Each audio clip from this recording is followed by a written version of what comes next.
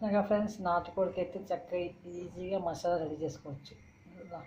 లవంగాలు, దాల్చి, ధనియాలు, జీరా. ఫ్రెండ్స్ ఎలా ఉన్నారు? ఇప్పుడు మనం నాటుకోడి కూర చేసుకుందాం. మెయిన్ ఇంపార్టెంట్ పెరుగు వేసి నాటుకోడి కూర.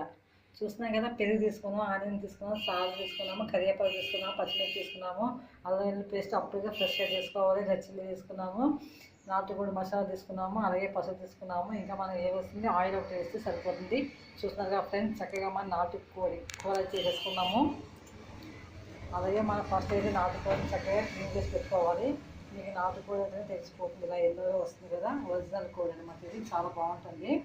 ప్లస్ మనం ఫస్ట్ ఏం చేద్దామంటే దీంట్లోనే చక్కగా మనం సాల్ట్ వేసేద్దాం, సరిపడే సాల్ట్ వేసేద్దాము. గార్నిషింగ్ చేయాలి కదా, అలాగే పసుపు వేద్దాము.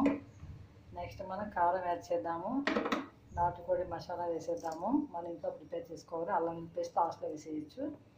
నెక్స్ట్ ఇప్పుడు పెరుగు కూడా యాడ్ చేద్దాము. ఇవన్నీ కలిపి చూసినా కదా, అల్లం పేస్ట్ కూడా కలిపేసి మ్యారినేషన్ చేసి హాఫ్ అన్ అవర్ అలా పెట్టేద్దాం. మనం పైన పెట్టచ్చు, ఫ్రిడ్జ్ అయినా పెట్టచ్చు. కానీ చూసినా కదా, హాఫ్ అన్ అవర్ పైన మనం చక్కగానే నాటుకోడి అయితే మ్యారినేషన్ చేసి పెట్టేసాం కదా. అలాగే మనం బాగానే పెట్టి కొంచెం మనం జీరా వేసాము, ఆనియన్స్, పచ్చిమిర్చి, కరివేపాకు.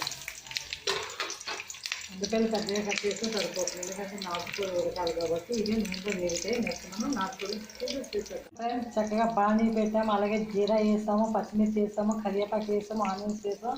ఆయిల్ అయితే ఉడుకుతున్నాయి, పెద్ద ముక్కలు కట్ చేస్తాం పర్వాలేదు, ఎందుకంటే నాటుకోడి చాలా సేపు ఉడకాలి కదా, అన్నీ కలిపి ఉడికిపోతాయి మనకి.